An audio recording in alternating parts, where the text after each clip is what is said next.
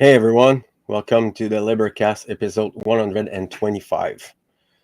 I want to first thank everyone for joining in. The people will listen to it later. Thank you so much for being there and supporting my work. And I have gratitude for what I have the chance of having beautiful guests on the show, and I want to thank you people for being part of it and sharing your precious time with me and the people who will listen to it.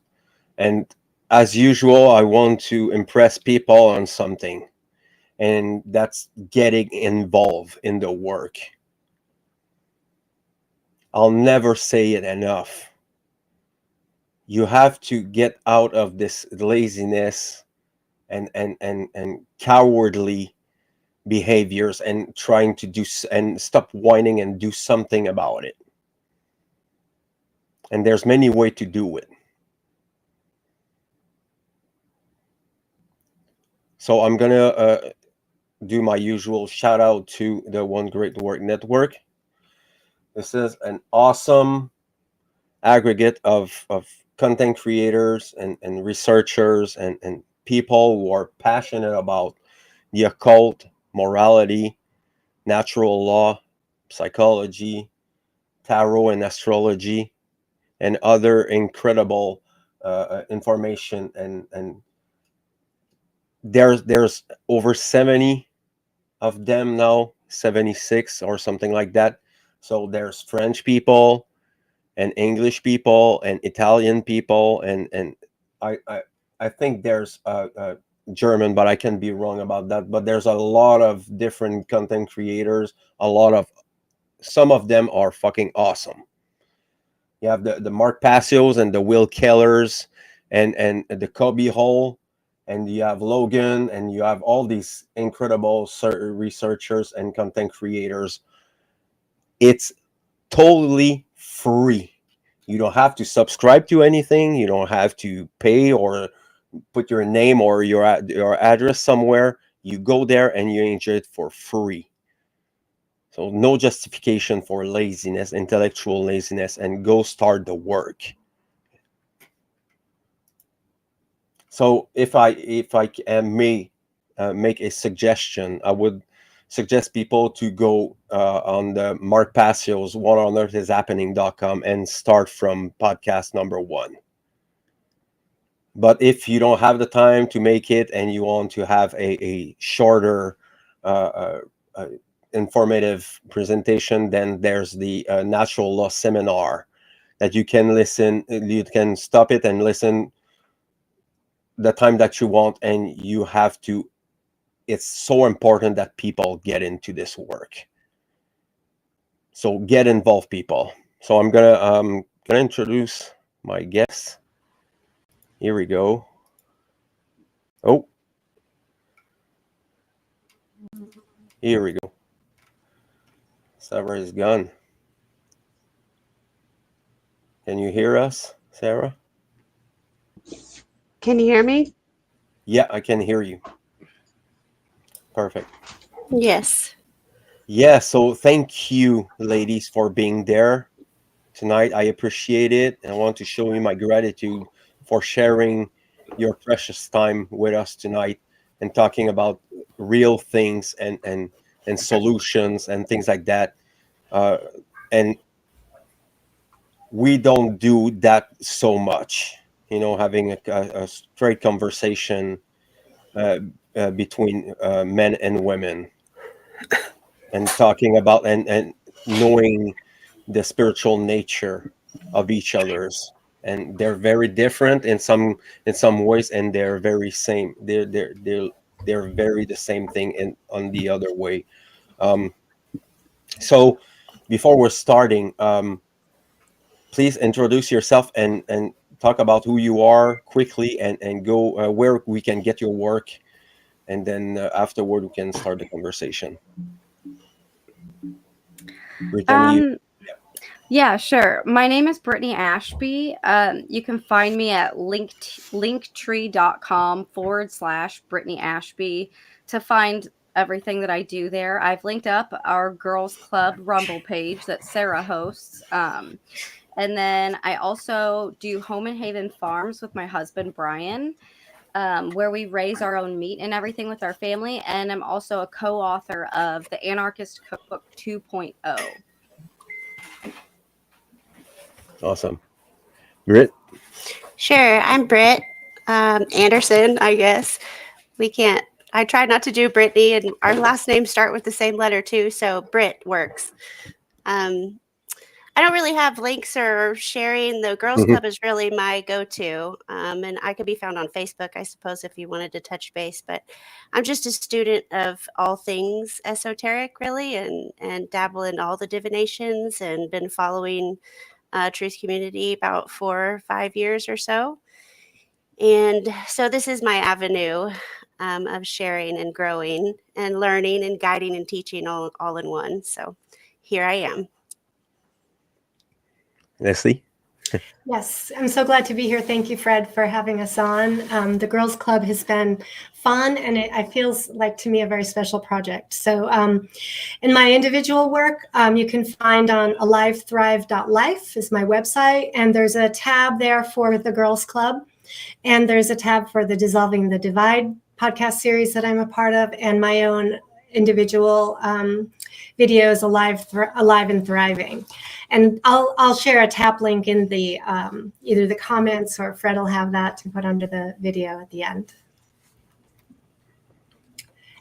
Yeah, I'll just say I'm a student of natural law, and I'm a therapist. I'm a psychotherapist, so I have a really deep interest in understanding the effects of trauma on people, and particularly combining that with the natural law principles to really develop a deep understanding of what's happening in our world and how we can learn through ourselves and these principles how to become free and help make a better world.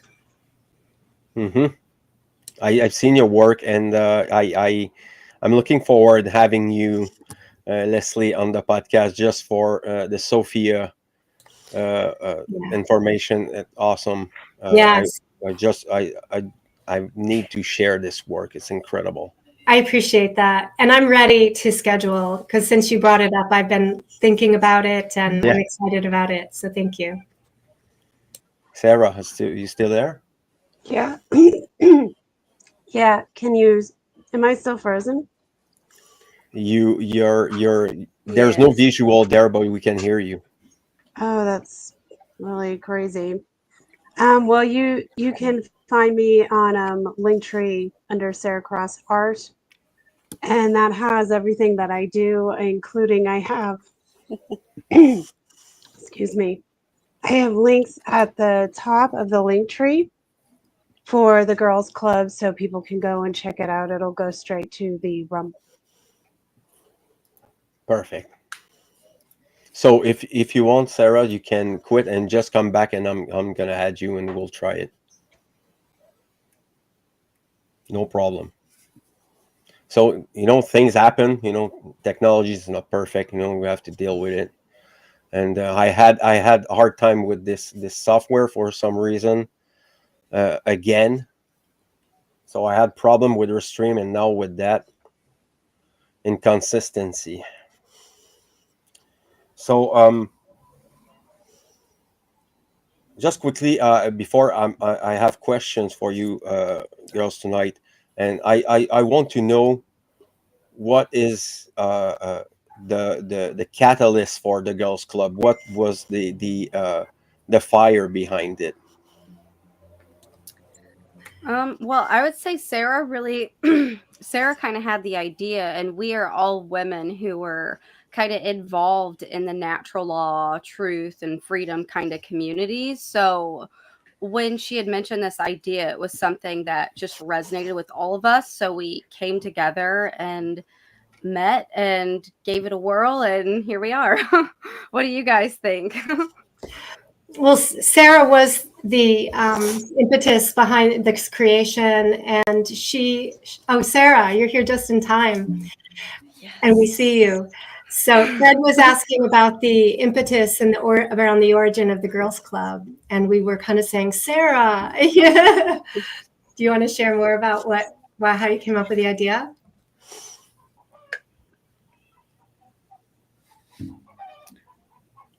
Oh, Can you hear us? you're muted, Sarah. Good observation. I need to get some glasses. There we go. Let me think for a minute. How I thought about it. Well, I was really just watching the, because I'm a student as well, and so I watch and I read it, everything.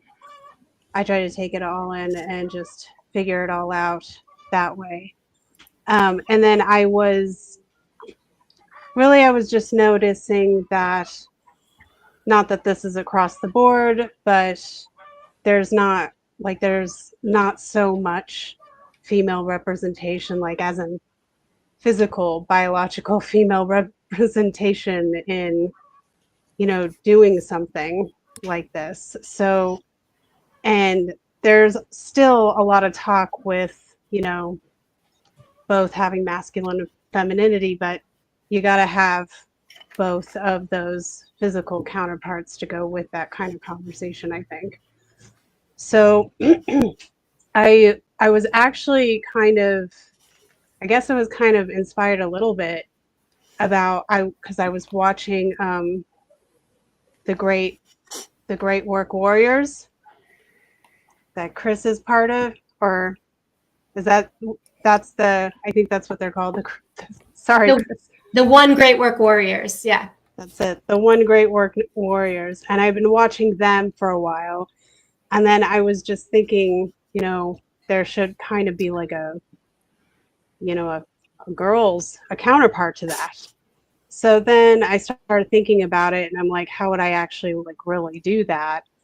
And then, really it was just more going back and doing it the way I would do, which keeps it kind of more sort of simple, kind of grounded in a way where it's inviting for anybody to be coming in. And I don't know, that's kind of how I usually work anyway. So that's how it ended up being. I kind of saw that imbalance a little bit in the community, and I wanted to try to see if I could bring specifically some women together to kind of offset that. Mm-hmm. So I have a question for you. I think it's not even the one that I written there. Why do you think that women are less involved than men? Well, I don't know if everybody or every woman would agree with me, but I think it's because naturally, even though women do really great things, they have all the ability to achieve, just as much as anybody else that they want to. But women have we're really good at naturally being kind of the backstage of the production, if that makes sense. I guess I'm using terminology as a costume designer would. So it's like women are really good at being that that muse, that partner that isn't necessarily up in front. So if that makes sense at all, we have a natural inclination for that. We're not always front men, even though some women are. But yeah, it's not always I don't think that generally across the board, it's part of who we are. We're the counterpart. Okay, so we're kind of like the glue that kind of holds everything together. And men are naturally masculine. They're our leaders. So we have all these excellent masculine leaders in the community, but we're just as much naturally a part of all this. So we all kind of have to. I personally am stepping out of my comfort zone to do something like this. And so it's taken me, even though in the community and watching and all the things for 4 or 5 years, it's like, you have to take a big breath to be like, okay, I can really do this and it needs to be done. It's bigger than us. It's bigger than me. Yeah. Mm-hmm. And I would say that there's some levels of insecurities, maybe there's some levels of fear. I mean, I've spoken to many women throughout my life working within the community where they just don't have necessarily a a confidence and a confidence enough to like step out and, you know, be somebody who can like be in charge, get in the face, like get in people's faces and really like, you know, take things down, if that makes sense. Like, you know, we can be like that when we're shoved into a corner, but I feel generally across the board, most women are kind of, we're more comfortable being the support system behind the action. Mm-hmm. So it's perfect because the first question that I wanted to ask you tonight is, what is your definition of a woman? What is a woman? Going straight for the controversy, aren't you, Fred?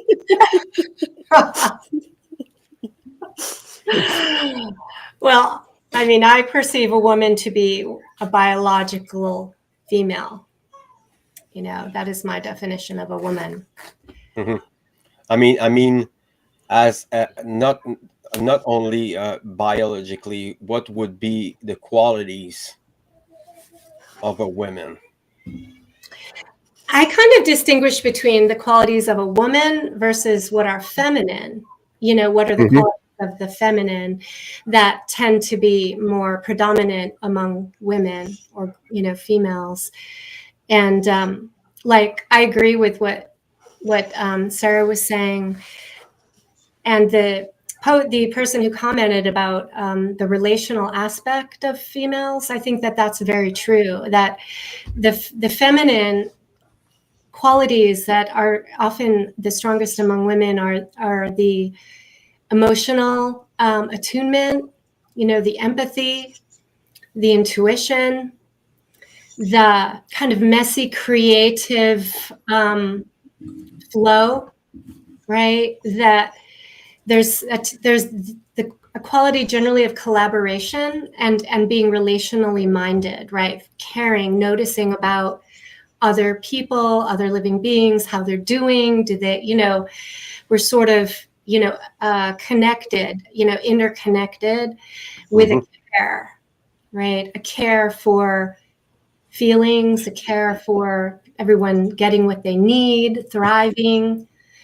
It's more of a non-linear aspect. And that's one of the things I like about our girls club discussions is I feel like, you know, we can flow, we can meander, we can be natural in this sort of chatting process that is somewhat different than when you're on a podcast with a bunch of guys. It's much more like linear and answer the, you know, it's just a different feel. So I think that our styles come across different, and that is a feminine aspect of our style. Mm-hmm. Someone else wants to add?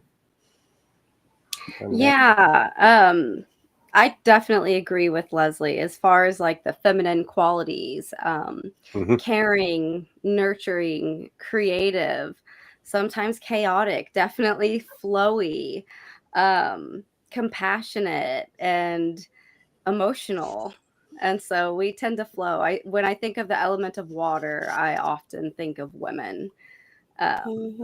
And so yeah, it comes with a lot of those kind of qualities, and you could see that, and also fierce. Like women can be fierce in certain contexts. Like you mess with her kid, you're going to see a different kind of femininity, and it's probably going to be a fierce quality. But yeah, you can really kind of see the difference in dynamics. Men are definitely more kind of straightforward and linear and really on track.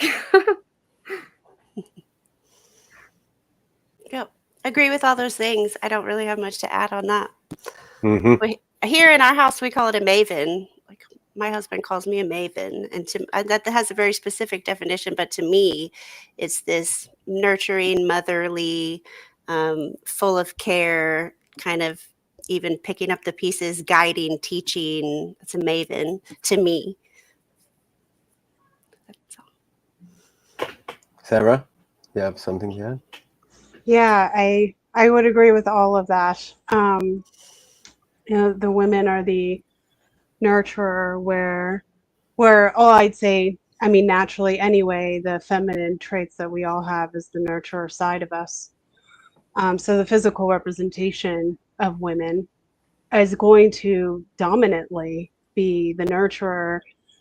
And I wouldn't say not across the board, generally speaking. The physical representation, the physical woman, biological woman, is the natural nurturer, and the support system behind the action, which is typically more of a trait for the physical man. So I'm going to ask you the same question, but a little differently. What is a spiritual woman?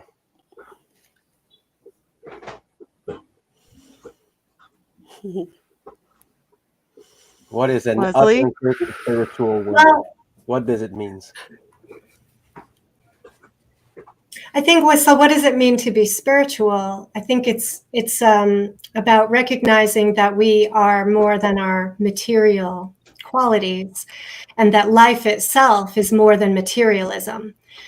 So we're like this amazing bridge between the spirit and the earth. And I think women, our bodies are specifically created in such a way to demonstrate that. When I think of, not that every woman, needs to be a mother, or is their spirituality or womanhood is diminished if they are not a mother, but I just wanted to highlight this amazing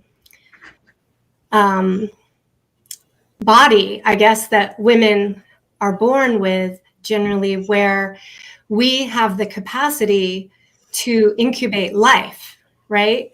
So, it's necessary. Spirituality to me is requires the masculine and the feminine, and the men and the woman, because it's that synergy, that union that creates life, but it's actually through the woman's body, which is an incredible kind of experience if you really stop and think about it, that a seed enters our body, meets with an egg, which is like this pure potential, right? And this synergy explodes into a living being, and life is like nurtured and incubated within our belly, right?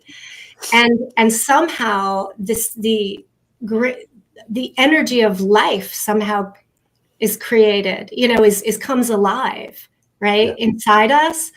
And then we push it out of our body, we cut the cord, and now we have a separate being that is now a spiritual being. This is a spiritual process, as I see it, that is very unique to being a woman. And anyone who's witnessed a birth or gone through a birth can, vouch for this mysterious and amazing and powerful experience that brings us also close to death, potentially. Mm-hmm. This life, where life and death and those things become very closely knit,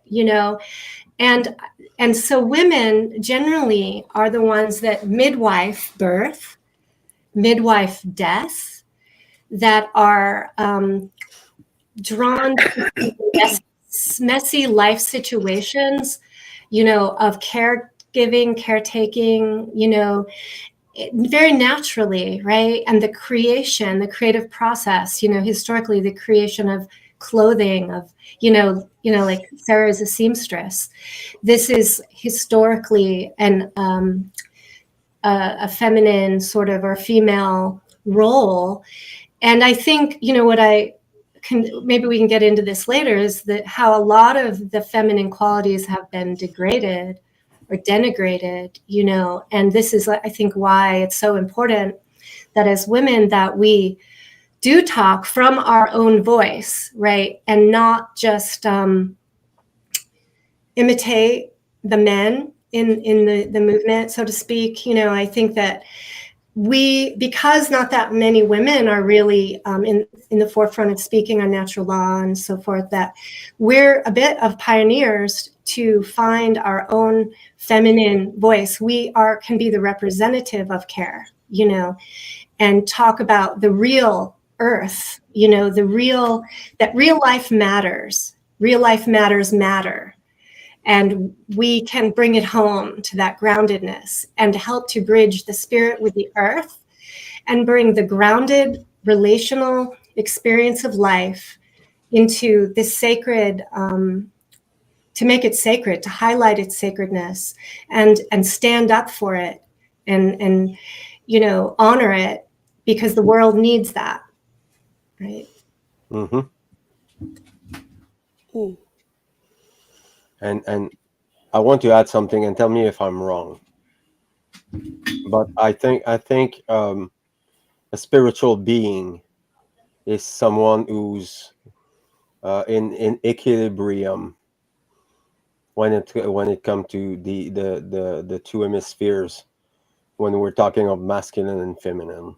Mm-hmm. So you can have a man and having these nurturing aspect. It's not going to be the same, and I'm not saying that we can do your job. It's impossible. I'm telling you by experience. Okay, my wife, the relation that my wife has with my children, it's not my relationship with my children. There's a sacred thing there. There's a connection, and men have to build it with the years. But the mothers, they're always connected with their children, and you can see it in their behaviors. Mm-hmm. So there's a principle of creation and attachment and things like that, and there are responsibilities, and they're huge responsibilities. The creation of and no babies can exist without men. So there's a divine thing in the men, and there's a divine, we can call it a spirit portal or things like that, that the women are taking in the baby, and they're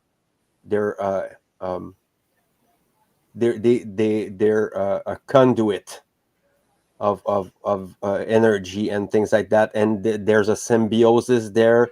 So there's a beautiful relationship when we're talking about creation. Mm-hmm. And I want to just to say that, because I think this is a subject that people now are not looking into this seriously, and the sacredness of the relationship between men and women. Totally agree. Yeah, there's a beautiful balance, masculine and feminine, that we play for our children and for ourselves. It's like this, the trivium is so important. And so, like you said, it's this huge responsibility that we have, men too, and as mothers, it's an equal responsibility, I think. But spirituality, to me, would be that you have to know yourself. You have to, if I'm going to teach my children all of these things and natural law and truth, I can't do any of that properly, or raise my children, or guide, or get on and project in any way, unless I'm doing those things for myself, and teaching my children to do that inner work, the shadow work. Absolutely. So spirituality, to me, the number one step before you can help anybody, you have to know yourself. Mm-hmm. I like it. Mm-hmm. There's Brittany, you want to bring something and add on that? Well, I guess, talking about like a spiritual woman, I think spirit is the root of that word. So maybe a woman who is connected with her own essence. And I think that we'll have our subjective definitions of what spirituality is to each of us.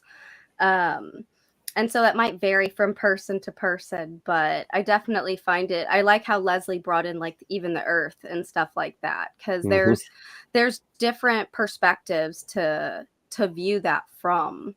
And then I think that where we are on our spiritual progress, so to speak, will depend on like what lessons are relevant in our own personal lives. So yeah, it could get complex. But yeah, and sometimes I think that people can have like a really strong personal spiritual connection with themselves, the creator, the earth, and all that. And sometimes I think that even just the average person, they're having their own spiritual experience too, even if they're not plugged in, tapped in, and connected in ways that we would sometimes think a spiritual woman or a spiritual man would be. But I think that we all have spiritual lives, and all have spiritual experiences, and that might look different for each person. And even a seemingly ordinary life, like we all incarnate here for a reason.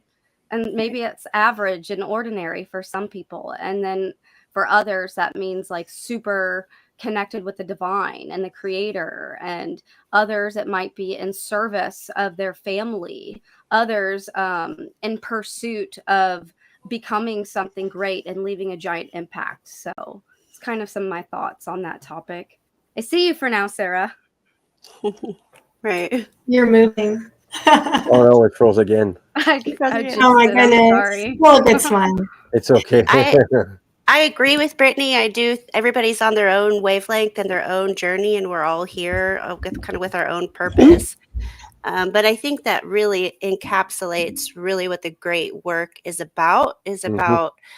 Putting this information out there readily available for people that may not, perhaps those ones living the ordinary lives that are kind of mundane, that are just kind of like going to church. And I think we're trying to get this information out there so that finding self, using the divination arts, knowing truth becomes part of a spiritual journey on a bigger scale. So we can actually accomplish what we're trying to accomplish here. I think the word spirit has the root in spira, but it ultimately comes down to the word breath. And so the spirit is about this having breath. And if we don't have breath, we're dead.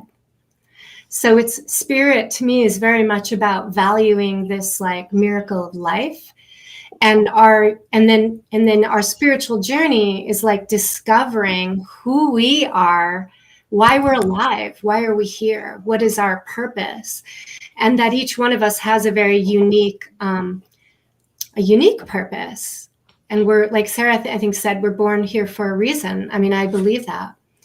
And so the journey of spirituality is developing, getting to know ourselves, like Britt said, and coming to a sense of knowing what we're here, what we're breathing here for. What do we want to breathe life into, in this short amount of time we're here. Can you hear us, Sarah? We want to Yes, hear. I can. Yeah, so for people watching, that's not a picture of me. I'm just frozen in time. But yeah, I agree with all of those things. And yeah, Leslie, we're here for a reason. So, and the way I would see spirituality, like what is spirituality to a woman? It's the same for me. Spirituality, it's the same kind of across the board for everybody, because you're still making the ultimate goal really is to make, to grow and to enhance and to make those connections spiritually in the physical and, with source or yourself or your inner self or whatever it is.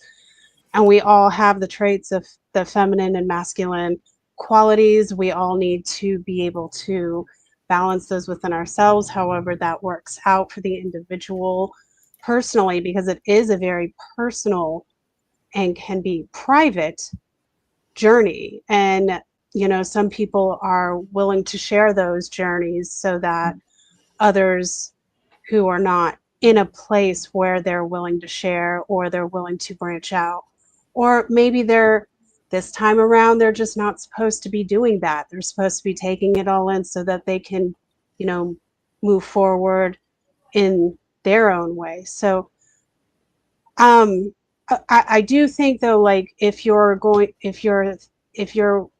wondering in regards to like the physical, like what is spirituality to a woman, in my perspective, in the physical, I would say it is to be who we are authentically and who we are, and however that works out, which could be all manner of things, because we're all unique, we're all different, we all have little, you know, quirks here, or strangenesses about us here, there, and we're all like that, and men are like that as well.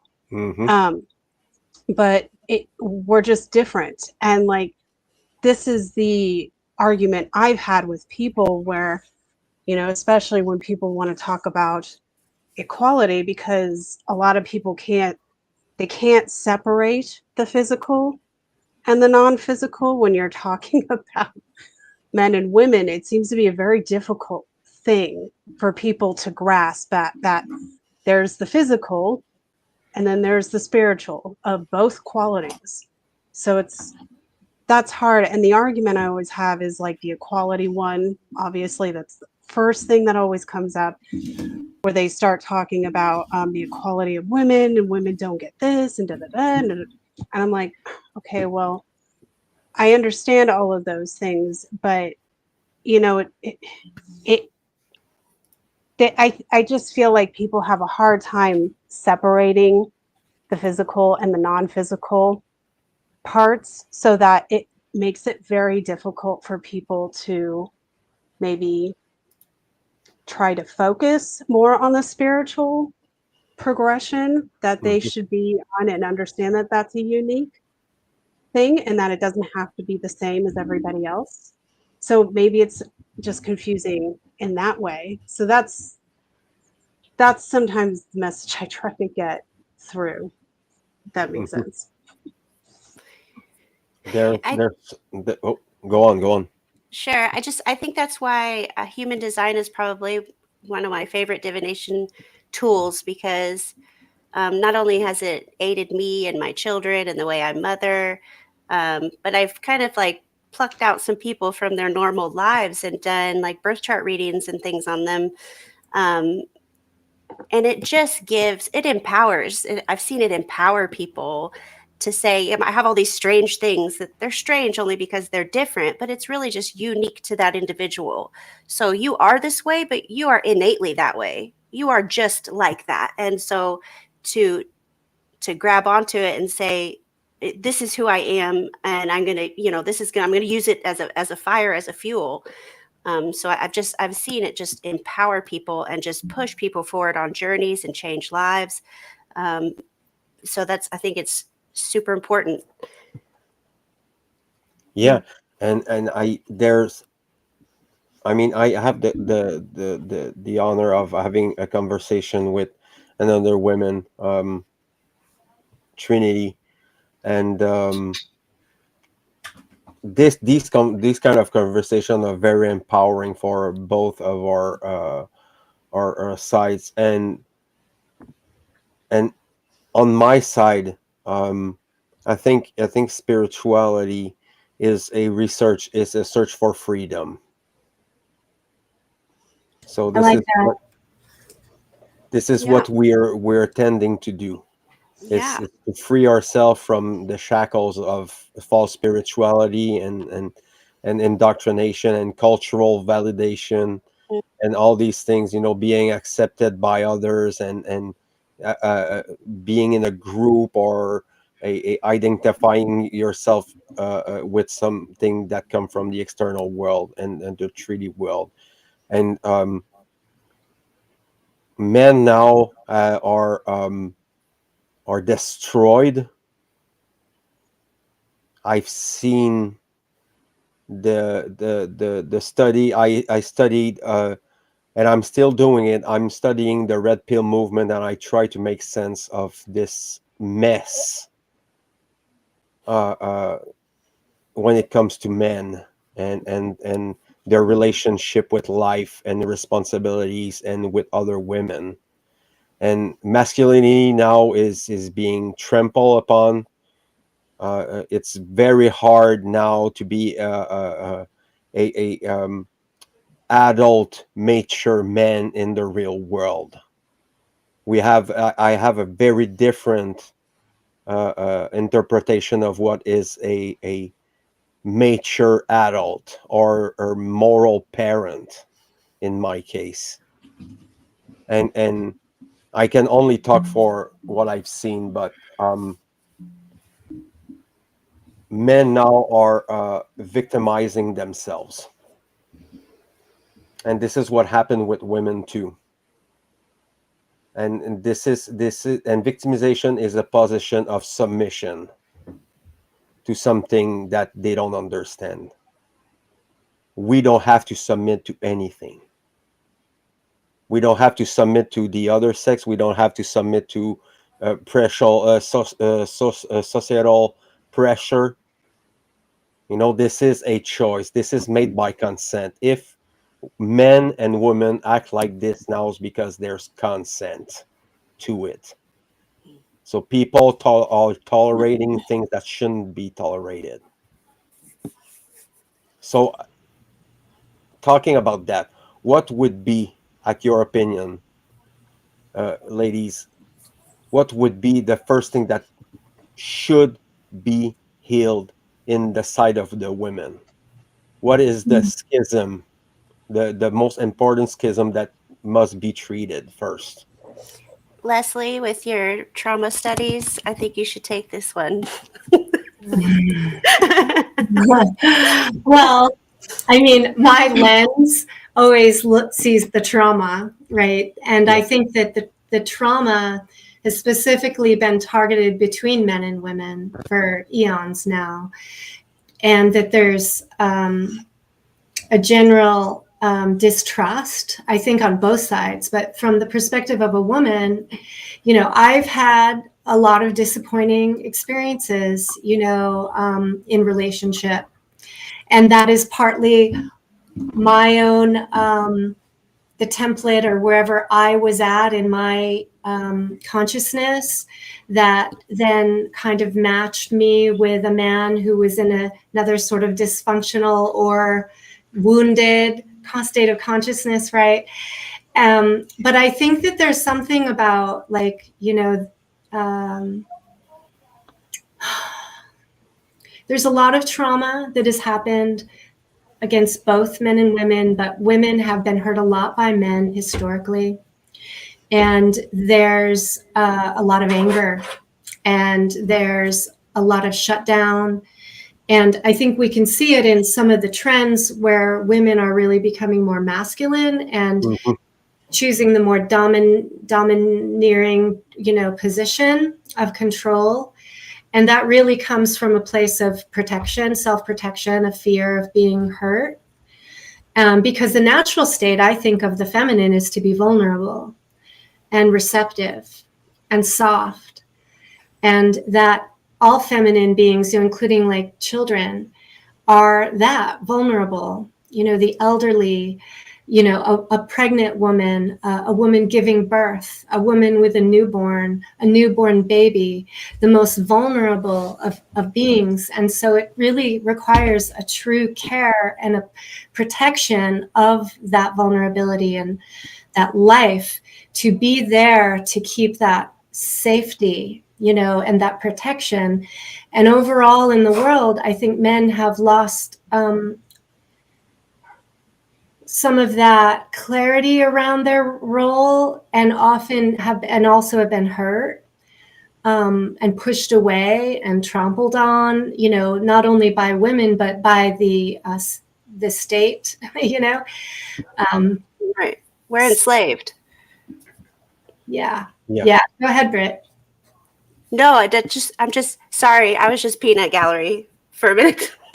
Oh, no, it's appropriate. Like, we are, like, what is this ultimately on to? It's about our enslavement, both men and women, and how the social engineers have really just made things topsy-turvy and are like messing around with the definitions of who we are and what we're here to do and what our roles are and what is feminine. Right, we're born with that. We're Right. we've been born with it. It's been going on for so long. Yeah, for so long. I mean, I think we probably born with some of this fear and, unhealed stuff, right out the gate. And then whatever, we're born into parents who are struggling with this as well. So it goes really deep. And I think it's like, Fred, I think like you said, this is about the man and the woman. I think that the true healing and the true spirituality is about the healing of the masculine and the feminine, both within us and in the relationship between men and women. And it's both equally important. And I think that men are being, abused as well. And it's just created this like mess. Mhm. I agree, Leslie. I'm 100%. gonna play the devil's advocate there. What about the relation between the mother and the daughter? Mm. Yeah, We're all and pausing. the father. So there's no About our separation daughters. there. Yeah, that's kind of what I was thinking too, because and it's just my own personal subjective experience and benefit in sharing this is like I think people should work on healing their own emotions and their own unhealthy habit patterns, mental habits, and everything, and relationship dynamics. And if you do all of those things, then you should be observing the relationship dynamics that you have with everybody: mother, father, brother, friends, exes. If you're looking to do a general overall emotional healing and specifically touch in with what is unhealthy, and then set intentions and do actions to learn what are healthy behavioral patterns, how to handle your emotions. If you can do all that, that will naturally touch every other relationship that you have. Because I think a lot of people don't know how to even operate the basics of their own being. They don't know how to express things. They default to attacks. If you work on healing what is unhealthy within you, especially your own mental programs, that will naturally seep out into everything else and help you to create healthy dynamics and healthy relationships in your Mhm. life. Yeah, great point, Brittany. Mhm. Absolutely. It's a huge responsibility. Sorry, Sarah. You specifically said our relationship with our daughters. I have two 17 and 19-year-old daughters. For me, very specifically for myself, as I think it should be for all the mothers, like to teach our daughters exactly. And we do that through living, just like you're saying, Brittany. We do that through living and having these relationships with others. Like I had some really, really awful ones, and they watched me go through all those. And it wasn't until I came into truth and knowledge and all these things that I was then paired up. Universe got me with somebody who also followed those same truths and walked the same natural law life. And so they're seeing that now. They're witnessing that and viewing it. So we're hoping that we're creating a chain reaction of evolvement in our, in our spiritual state. It's so important. I mean, of course, it's important to also focus on our sons and make sure, but there's also a very important masculine role that they need to learn from the father.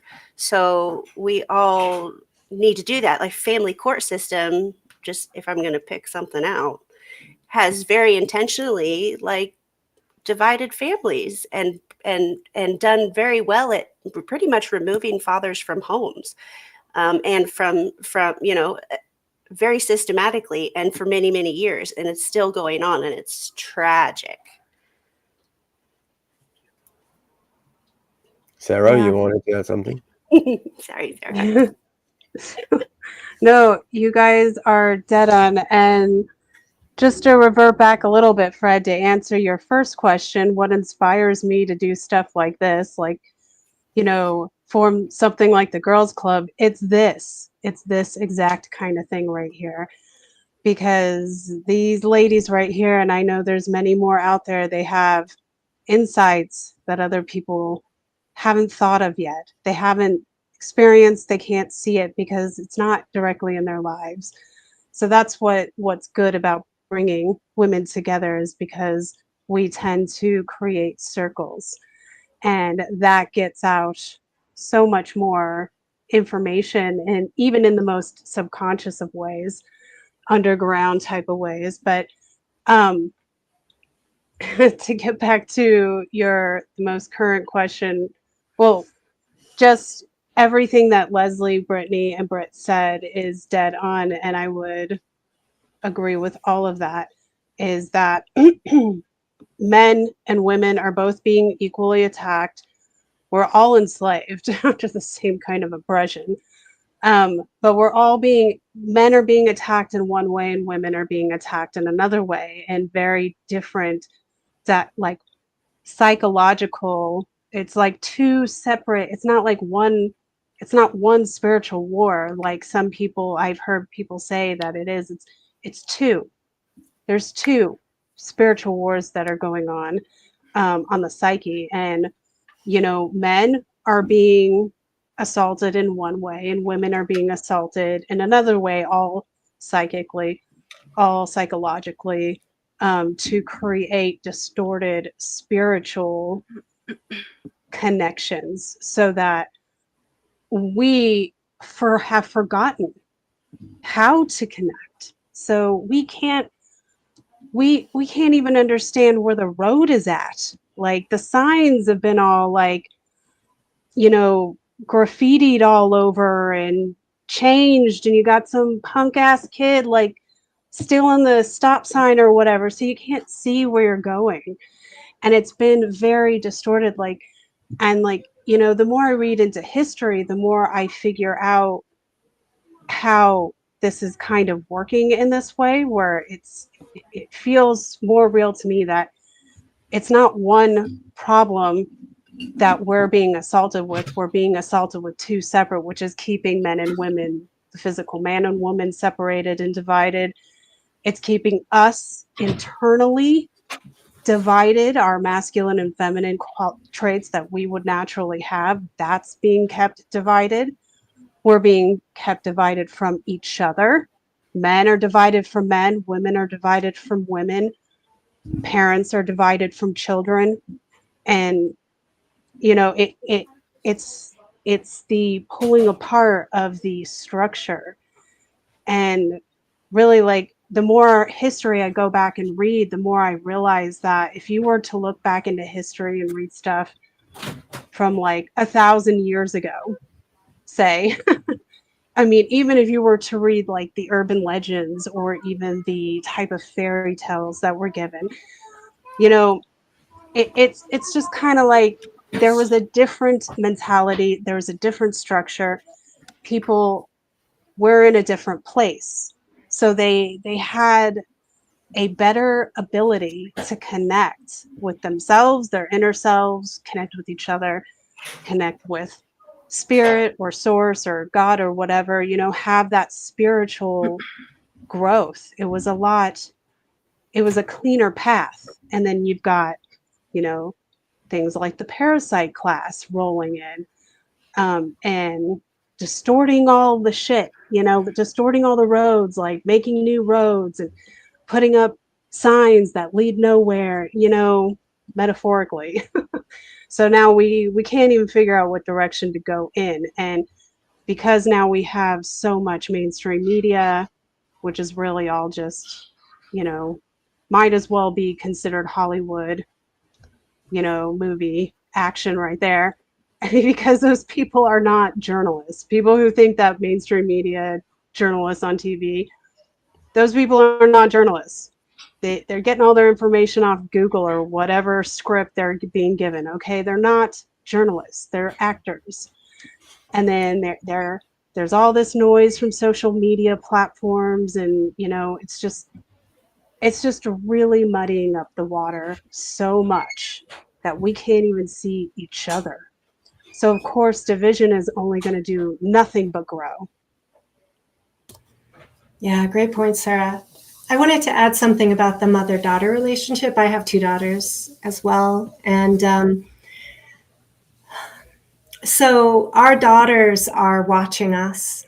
You know, they adore us, especially when they're little. That, you know, if you remember, like those of you who are mothers or have kids, you know, you can see that adoration and that observation of the mother and father too, but girls, you know, watching their mother. And so as role models, that's really where our power, when our greatest power is. And so our unconscious, subconscious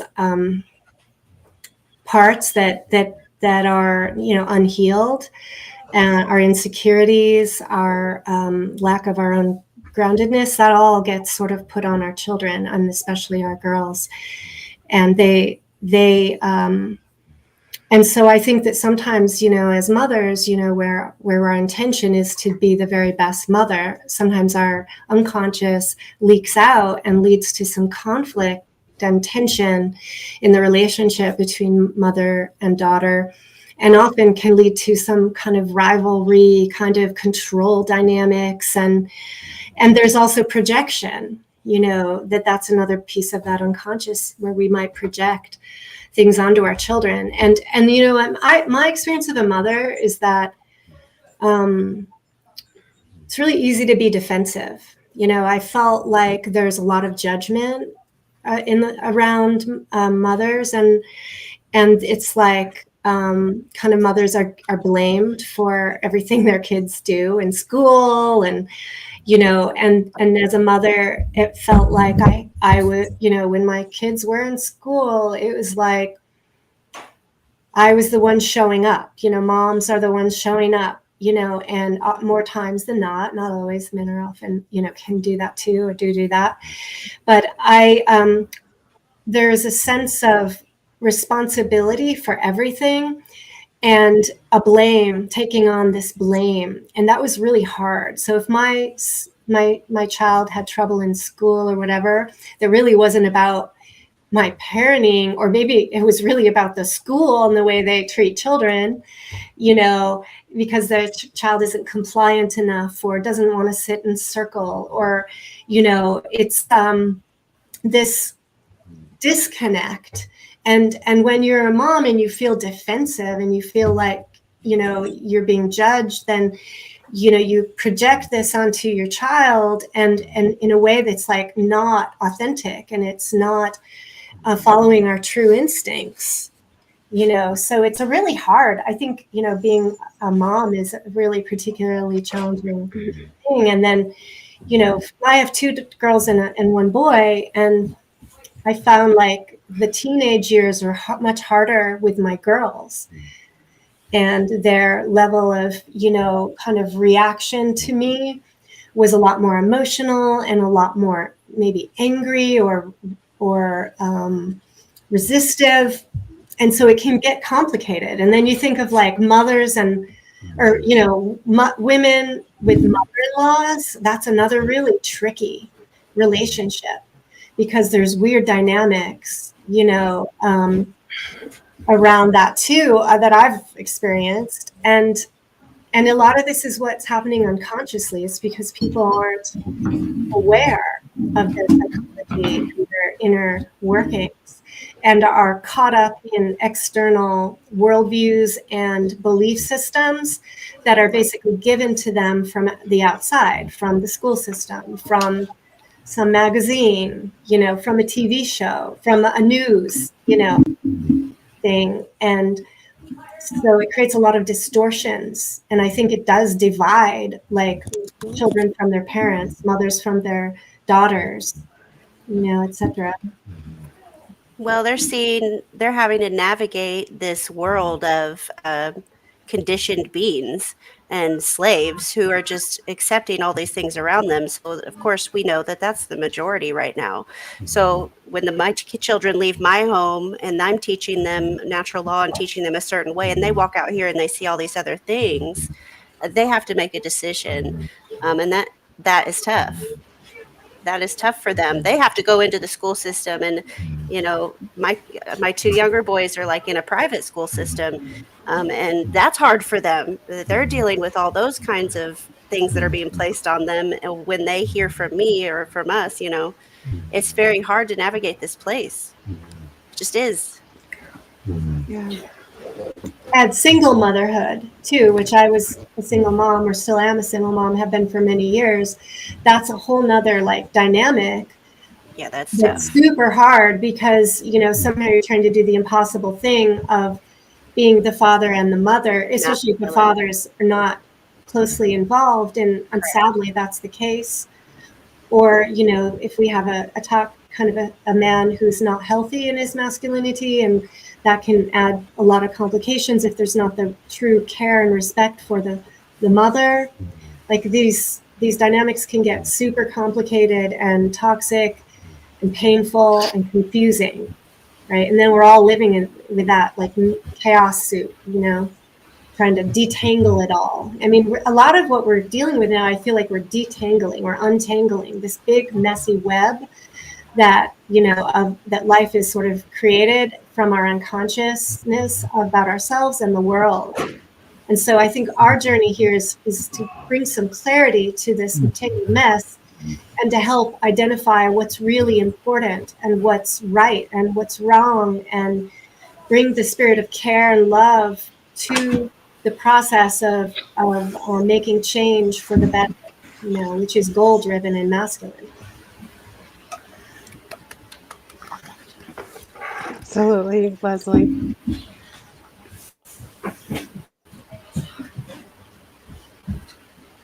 Fred, you're muted. Fred.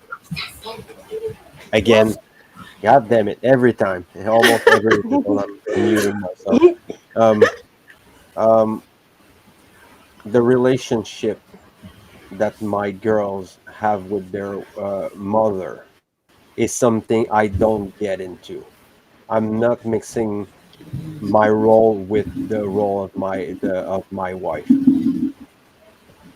So there's things that discipline or things like that that come from men. There's qualities that uh, children must have around them, and most of the stuff will be women will try to emulate this, and it doesn't work. It doesn't work that way. Right. So there's a lot of compensation for this, and there's no substitute for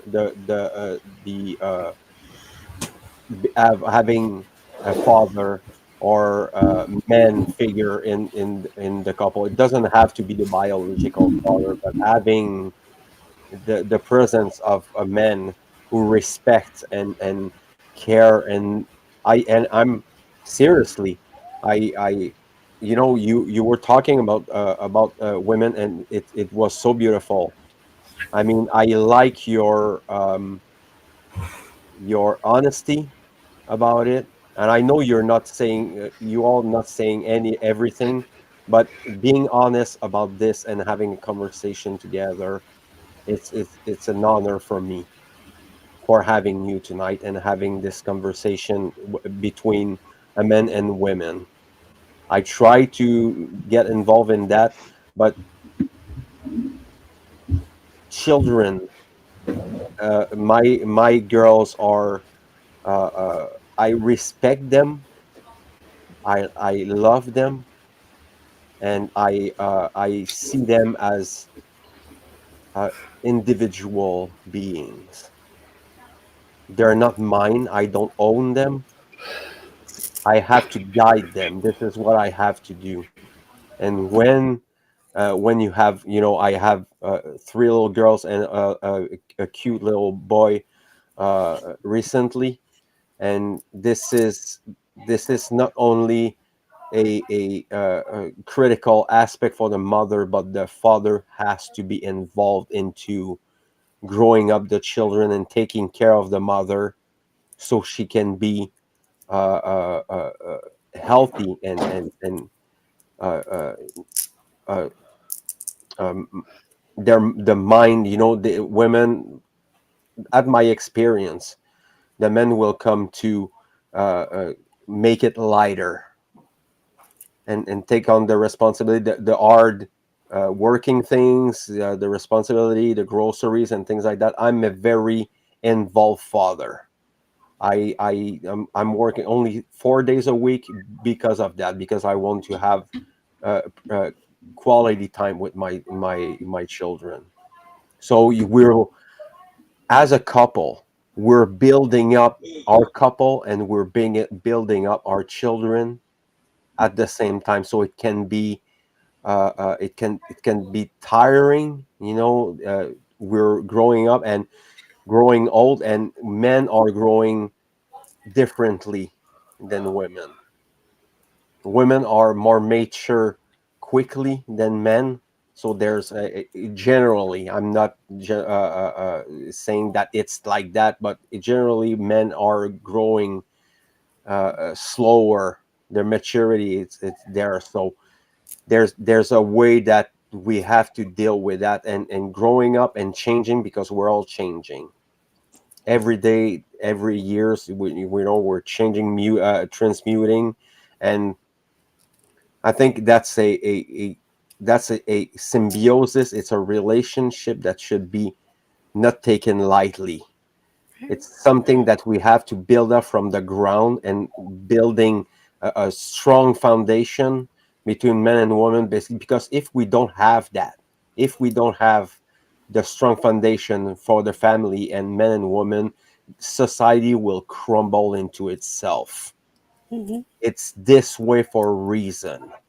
you know the state as is now between men and women. Hmm. There's a barrier that keeps on, like, bombarding nonsense rhetorics and cultural propaganda and things like that, like the red pill movement and the neo-feminism aspect. This is a they're growing women and men to be irresponsible and careless, and they don't want to take their responsibilities. So Yeah. the work is huge Yep. to heal that between people. Yes. Yeah, I agree with that, Fred. Um, it is like that. And I think that it's great the way that you and your wife conduct yourself as a team, Yeah. especially the way you do as stewards to your children, because really, like, what we do is we're just showing them how it's meant to be done. We're showing them how it's a healthy way to be done. At least, we don't Right. own our children. We're stewards. We're guides. Yeah. We're there to show them a a way. And like what Brittany was saying was that we can teach them all we can. We can give them everything that we have, but at the end of the day, they are still individuals. They are still on their own unique path, because we don't just we're not just born and we're like photocopies of our parents, where they're like, oh, my parents are this way, this is my bloodline, so it's genetically this way, and like they think like this, so I think like that. We're not carbon copies of our parents. I Yep. mean, we can be if we're lazy or not paying attention, but we don't have to be. So really what we are is individual. We're individual, unique, fractions of spirit. And we, for our children, all we can do is give them the best that we can give them, and hopefully they will find their way, the way that they're supposed to be finding it, and in their authentic way. And what you're saying about, like, the states coming between the men and women, that is kind of what it is. Really, it's like the state is replacing the male the Yep. male representation for the women, and it's turning us into we're fading away into the wind of like what we really are, as that part of the female representation in the physical world. So it really, and that in itself, just even doing that, just like getting women to view the state as, you know, the state and the medical industry and religion as the replacement for, you know, father, husband, you know, all of that, you know, it diminishes the physical man. It is, even that is almost an assault on our men, because it makes them obsolete. Like, and if I were to think about this as like the way like a psychopath might think of it, like doing this, that like, oh, this will just make the physical man obsolete. We're not going to need them soon.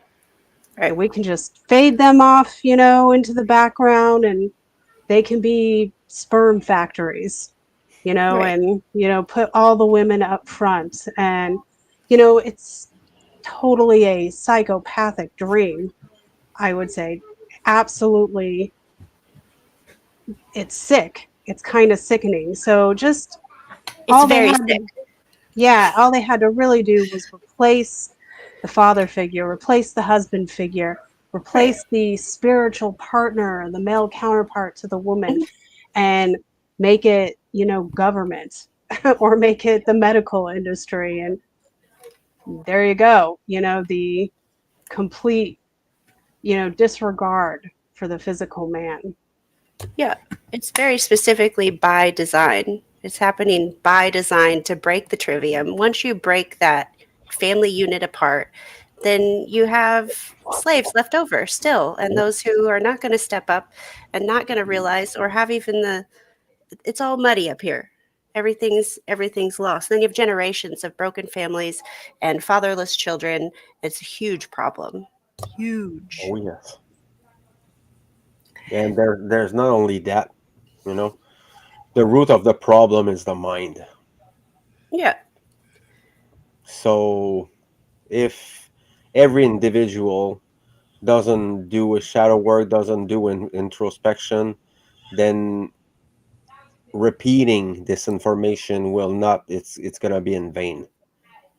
This has to be willful and willful effort from both sides.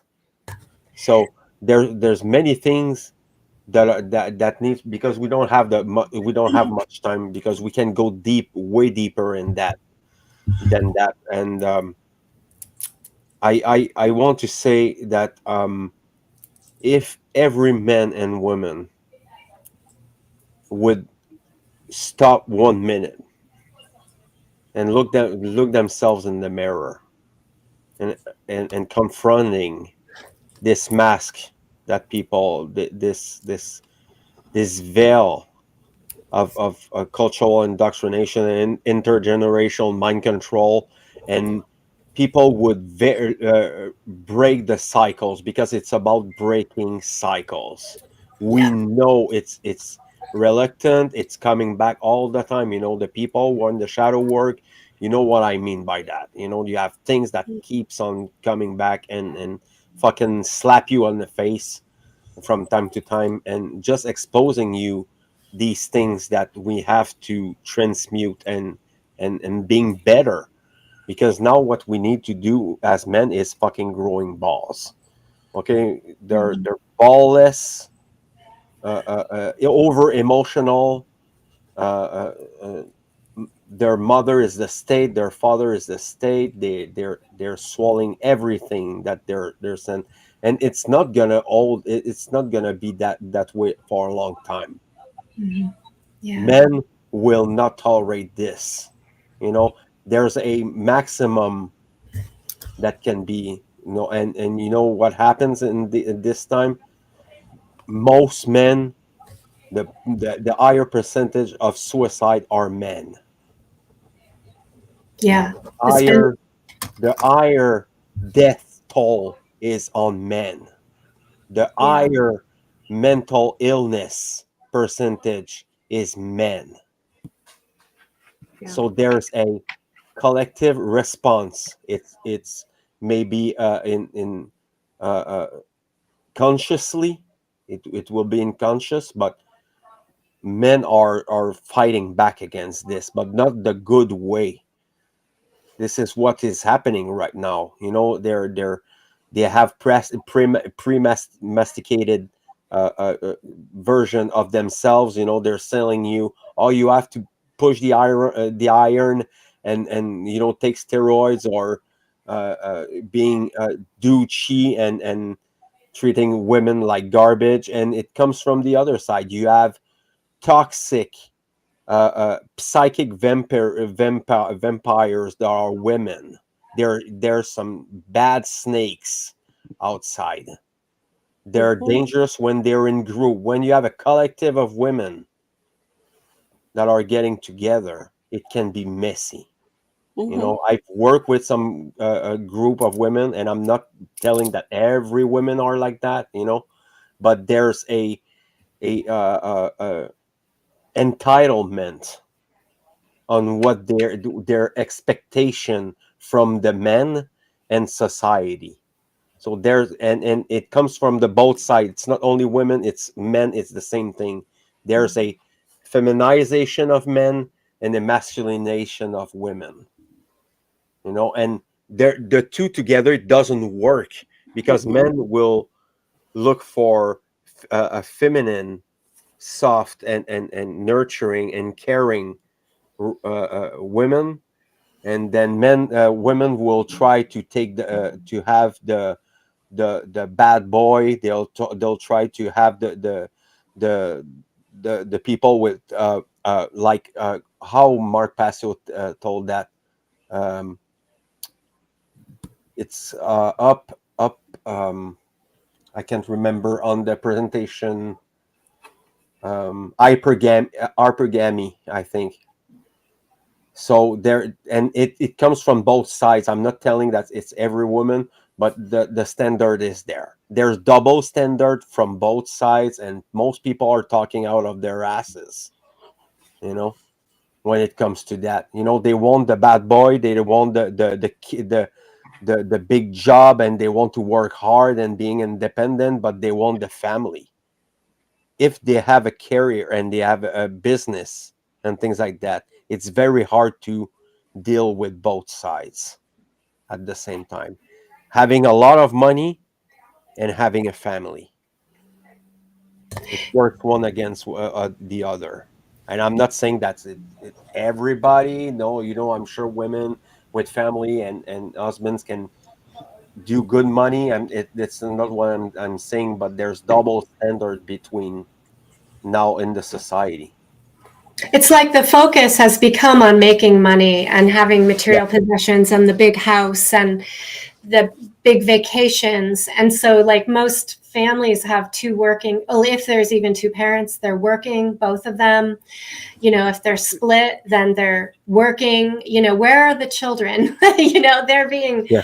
taken care of by other people, and often by the state, by state-run preschools and kindergartens and school systems where, Yeah. you know, the state is putting the ideology into the child, and the adults are so busy trying to make a living, right? So there's a lot of economic and other societal things going on. But what it does is it takes away our presence from each other and from our between us and our children. And I think it's the presence that is really valuable. You know, being present and having presence with each other. And that means time. And Yeah. that means listening and seeking understanding, learning communication skills, being able to effectively navigate conflict and not be avoidant or afraid. And so this takes that psychological work and awareness, which isn't being taught. And most, I would venture to say, the majority of people are poor. You know, they're below, they're failing grades in these areas. And I think I really value what you were saying, Fred, about you're making sure that you have presence with your child and that you're there tuning into the needs of your wife so that she can be relaxed enough to be nurturing and be there with her children and know that you kind of have her back and you've got that ability to kind of, you know, provide some of that infrastructure. And so as a whole in the US, we're missing this, that the teamwork is missing between the men and the women, and we're not building healthy attachments. That's another thing in my studies of psychology and my observation with families and kids. I've worked in foster care, adoptions.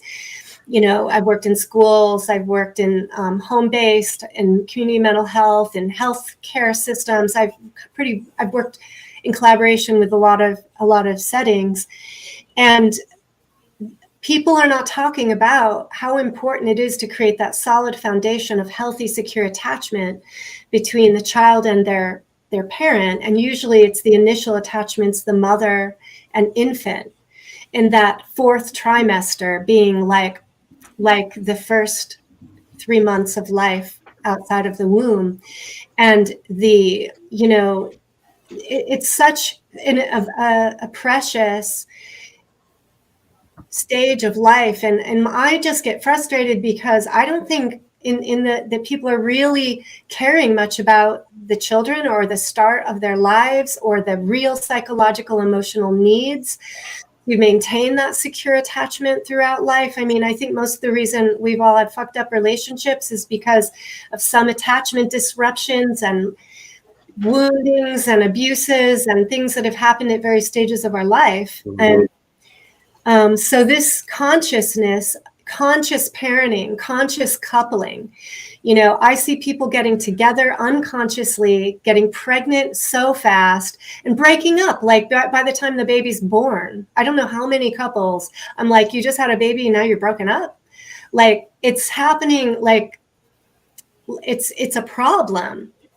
And it's one of the, I think, the trends that's going to just continue to separate people and separate us from each other and our ability to really even know what it's like to be healthy.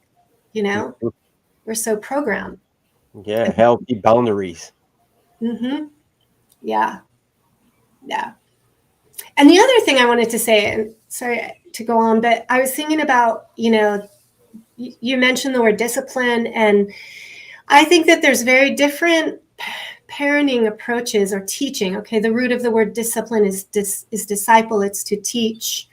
So the ultimate goal is to teach our children. And I think that the masculine or male approach is different than the feminine. And so my natural approach is very relational. It's not about so much rules and consequences as it is about, understanding, my child and connecting on the relational piece. And I feel like that approach is not supported in our world. I like the work of Dana Martin. She talks about radical unschooling, but she also is basing her parenting approach on an attachment style. And it's very it challenges the most common way of parenting, which is very much about authority and linear kind of behavior, consequence, and it leaves out the relational aspects and the giving the child, an opportunity to have be self-directed in some of the more natural ways of learning. And correcting through love. So there's I think the whole feminine, what I feel is a natural feminine way of parenting isn't given space,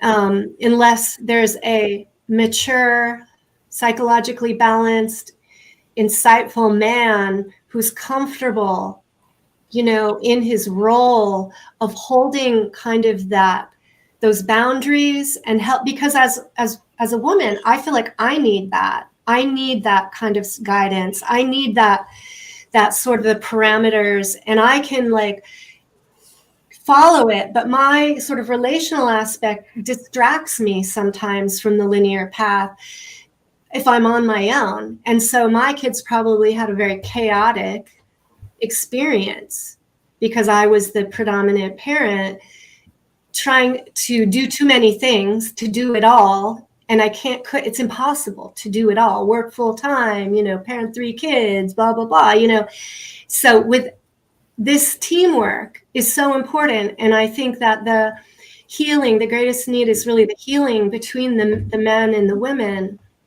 so that we can come together to properly raise children. And whether women and men stay together, that's almost a moot point. The commitment, once you have a child and you have a partnership, really needs to be a commitment all the way through, to that child and mother, and respecting the father, and finding a way to create a bridge that's that's functional, and spiritual.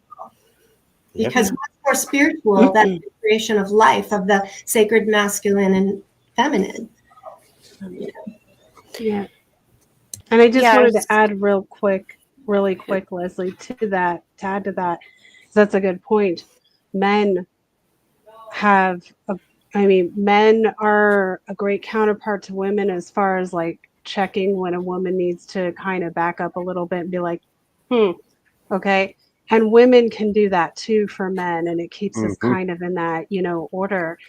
And so like I feel like that's something for everybody to maybe consider and think about, that's why there's a balance. And even if the man and the woman are separated because they couldn't keep the relationship together, that doesn't mean they can't come together to still work as a parental team, because they have children involved, and making that so that it's not like, they don't send their children into this whirlwind of like, all this madness of separated parents, because that's usually the biggest problem with separating parents, is that children often suffer for it, especially when you allow the state to get involved.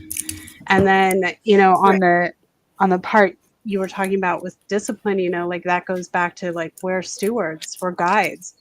So it's like, people find it difficult about discipline because they're like, they see it as this really negative thing or whatever. But then really it's more like, well, your kid doesn't want to brush their teeth before they go to bed. Well, you can always just tell them like, well, just brush the ones you want to keep. Good luck. And that's gonna, when you're saying that to an 8 and 9-year-old, they're just like, I never really thought of it that way. Maybe I'll go brush my teeth. So it's like, you got to find, sometimes it's just about being kind of creative and, not coming across as this like authoritarian type of, even though discipline for our kids can sometimes be, it's something that it's because we're stewards, and we need to, I'm not saying people should be violent. They should never do that. But they're children, so we're stewards, we're guides. We need to guide them and allow them to grow, and then, eventually be the individual. Well, they are already individuals, but they grow up and then they start finding their own path. So, yeah, that's just what I wanted to add. Yeah. Go ahead, Brittany. Okay. Well, No, you can go. admittedly, we are kind of a happy medium between like the more maybe feminine approach to raising kids and the gentle parenting, and maybe authoritarian, because we found that given to like their own conclusions, they may not always choose the best choice. They may not always choose something that's going to yield a good outcome. And we kind of like, if we don't want our children treating people poorly, or like a servant, or like people are beneath them, then we're going to have to be more direct in telling them that that's not okay. You love, like, this is how you love and care for somebody. And sometimes that means space. Sometimes that means stop barging in on this person in the bathroom. Like, let them do their business, and grow your patience. And so I found, like, especially with like, I make my kids eat their food. And the reason being is I used to, and I don't like, when I say I make, I'm not like, get in there, like chew it up. Like, I'm not like that. Like, I'm not like cramming it down their throat, but like, they don't really value certain things, or they would, like, I just spent an hour cooking dinner and you're going to say, I don't want that. Okay, well, we're not a restaurant. How about that? Like, so this is dinner, and if you want to eat, then this is what we are going to nourish our bodies with. And so we're we've had to insert more direct guidelines because children are impressionable, but they don't have the higher awareness that an adult mind does, so they're not going to come to the conclusions that we want them to come to. So sometimes we have to teach that and instill that, and we have to actually tell them like what is okay and what is not. And I broke the thing of spanking my kids. I probably only spanked my oldest like twice before I felt like the biggest turd bucket and figured out how to, make it worse, or work, not worse. There we go.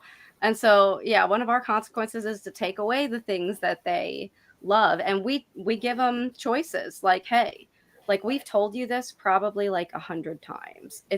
You're going to start listening to this one right now because we're done dealing with this consequence of you not making that choice. So we present a choice, and if depending on what choice they make, there might be a different consequence. So I found that it can't just be the feminine natural consequences all the time, because kids don't receive the lesson that you want them to learn. And we are the parents, we are the leaders of the household, we are the ones who are hopefully intentionally guiding our children down the path that they are to live. And it's our job to set them up as properly as we can, and like with responsibility, teaching them duty, and that some things are privileges. Like we're not just entitled to receive things, like you didn't do the hard work for it. And so it's definitely been something like a trial and error when it comes to parenting. But so like honestly, my 12-year-old tells me often like, thank you for being my mom, like thank you for raising us how you have been. I see what you're saying with the other kids, and they're lazy, or they don't want to do this, or they just want a tablet instead of like go be a real kid. And so I haven't hit the teen phases. I've got a tween, so we'll see how it goes in a couple of years. But so far, it's working out, and we've kind of struck a balance between the masculine and feminine working together and parenting our littles and our kids. I agree with you, Brittany. Absolutely. You got to find, and every kid's different. Yep. Every kid's different. They're going to have Yes, they are. different shit going on. So, boys respond differently to one way and girls respond differently to another way. We're wired a little bit differently in those respects. But like some things you kind of got to be a little bit more assertive with your children. Like when I was a kid, we didn't get up from the dinner table until we cleaned our plate, because one of the values that you can get as a child is learning how to value what's being gifted to you, like dinner, which like everybody should be able to eat, but it's like making 3 different meals, like yeah. And just like learning how to consider as a kid, well, not everybody has such a parent or steward who is going to provide this for me, and I'm relatively fairly lucky. I mean, just building that kind of insight into a child can be so beneficial. I mean, one of the things that I was so adamant about when my daughter was young was that I wanted her to read. So I would just put books in front of her all the time until she kind of got curious enough to read them. And then now she's a total bookworm. So, So it was awesome, ladies. I thank you so much for sharing your time and sacrificing and compromising for being there and with the people tonight. And I enjoyed it very much. Thank you so much. And I mean, those conversation are invaluable, and I would suggest to everybody to get in touch with the girls club. And there's other women like Maria West. She had her own approach, her own feminine and approach to it, and she's fire. She's the eye fire feminine. I like it so much. Dorian Green, she's dancing, she's expressing, she's Yeah. awesome. I had conversation with her, and we're talking both French, so we did some French podcast Cool. together, and yeah, I mean, women as such are so inspiring by just in the ancient history and symbolism and things like that. You have the moon and you have the goddess of creation and everything, every aspect that can be explored. So that's a whole other like kind of information. Um, the influence that women had in the past and their leadership in the ancient world, and the like an example, just to the pharaoh the pharaohs were crowned by a queen. Mm. They were chosen by a queen, so women were not in the history, what we call history, were not mentioned a lot, but there's a lot of women who were in the background. uh, and every man behind every man there's a mother. We'll never forget that. Everybody has a mother. So there's so much information about that. I don't have something in mind, but I know Leslie Powers have a presentation on Sophia. So that's an all esoteric aspect to it. I suggest everyone. And a final word from for everyone, and where we can get to work for a last time tonight, and we're gonna put an end to it. Britt, do you want to go first? Oh, any last words? Last words. Oh, well, thanks for inviting us up. Like, this is cool. It's nice to do something different. We've had some guests on our show. Maybe we can have you sometime. So thanks for inviting us onto yours. It's been cool. Yes, thank you so much for the invite and having us here. I think super hyper focus on the value of the trivium, the value of the masculine and the feminine coming together and being united. And that's truly only the way. I think culture puts a badge of honor on the single parent. And instead of our first instinct should be, we need both. I tried being mother and father. Let me tell you, it doesn't work. It's rough, yeah. So that's my final word. Thank you so much for having us on. You're welcome. I'll go. It's weird. It's so much. This is like a sensitive conversation. It's almost like I have a part of me that worries about some statement being taken out of context, right? And it's because the way of the world right now, there's all this sort of like hyper opinionated sensitivity. It's become controversial. And I think that these conversations, like this is just the beginning of the conversation, and that there's so much more to go in depth around and for clarification. And so my request is to anybody who's commenting on the video to do so from a state of openness and curiosity, to hold out some compassion and to have questions, right? Rather than to be reactive and argumentative or attacking, but to really be part of the dialogue and the conversation, and to be willing to be a little vulnerable, and looking at yourself and recognizing this is complex, and yet simple at the same time. And we want to keep the conversations going. And I really appreciate you, Fred, and thank you for inviting us on, and look forward to more conversations. You're welcome.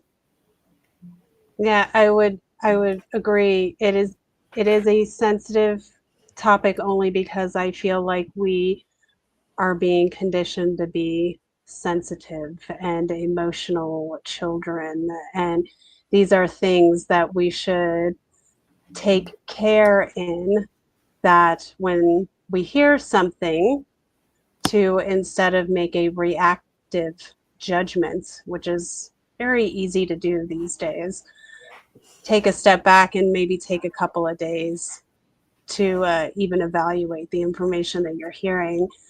But I think that it would be an important, I mean, you could even say that the Girls Club, something of a mission statement for the Girls Club is that we want to encourage other women to step forward and be who they are, and just kind of step into, you know, their power a little bit, and understand that it's okay to be, you know, the guy on the, you know, it's okay to be backstage. But at the same time, you know, we also have to think that we're in a really weird, turbulent type of time right now. The era is weird. It's getting darker out there. So in times like this, you know, even women have to step outside of their comfort zone and really be like, okay, yeah, I'm, this is, I know where I work best with, but I gotta like step forward and kind of like put the brakes on some of this shit right now. And really, like, you know, just help out in the physical sense, help our men be, you know, step into that action, do something. Pick up your sword. Yeah, because women have just as much capability of doing that. It's just, and this is an important time that we're in, an important era that we're in, where women need to do that. I think it's vitally important. I have no real, I don't really have much doubt that the men like Fred, men, you know, like that we know, and they can see this, that they're, I have no doubt that they will step up to the plate. But my call would be that women also need to be there. They need to step up as well, and not just be, you know, the women behind the men. So it's, I think that that's important now, and I think that's why we want to hear from men and women. And you know, you can contact us. We're on Facebook. We're all on Facebook, and you can find our videos. For the moment, you can find them on Leslie's pages, which she's easy to find through Facebook and all of that. I'm easy to find. All my pages are easy to find through Facebook, and you can connect with all of us there and let us know what you think. Let us know what your comments are. Give us your perspectives, because all of it matters, and it's a learning process as well. It's like, you know, we may have, we have all of our aspects about us, all the things that we know and all the things that we're considering, but we'd like to hear what other people have to hear too, because, you know, somebody might have something that they want to throw at us that maybe we'll be like, oh yeah, okay, I hadn't really considered that aspect of it. Let's look into it. So, yeah. So I mean, I enjoyed it very much, and I want to do it again, and I want to do it with men, and having the other conversation with the other, and just comparing the two together will be interesting, and seeing the perceptions of men and women, and thank you everyone who have looked into it. I've seen Theolux, I've seen Katrina. SL représentativité comme d'habitude, tout le temps là. I've seen Logan Hart on and so thank you everybody. There's so much people, you know. I'm reading all the comments, so I'm gonna be there in the background, and it's gonna be uploaded on Odysee tomorrow, and next time it's gonna be it's gonna be a vitriolic rant in French. Nice. So for the people who don't understand French, then you're gonna not gonna be able to enjoy it. That's I'm- okay, I'm Fred. gonna have to learn French. I'm gonna put it on my list. Yeah, well, this is a hard language, to learn. It's So not is easy. English. Yeah, English is very English easy is to very. learn. Is Actually. it? Ah. All right. Well, then It's I'm not that really gonna it's not struggle. that bad. When it comes to French, you have different objects have sex in French. Yeah, Oh no. the gender, Yeah. like Spanish, right? Yeah. It's confusing. Very Oh. confusing, even for children or adults. We still make mistakes from time to time. So thank you everyone for being there, Thank you. and Thank you. Thank you so have a much, good Fred, night. for inviting us. It's been awesome. Yeah. Thank you. Yes. All right. Thanks. See y'all later.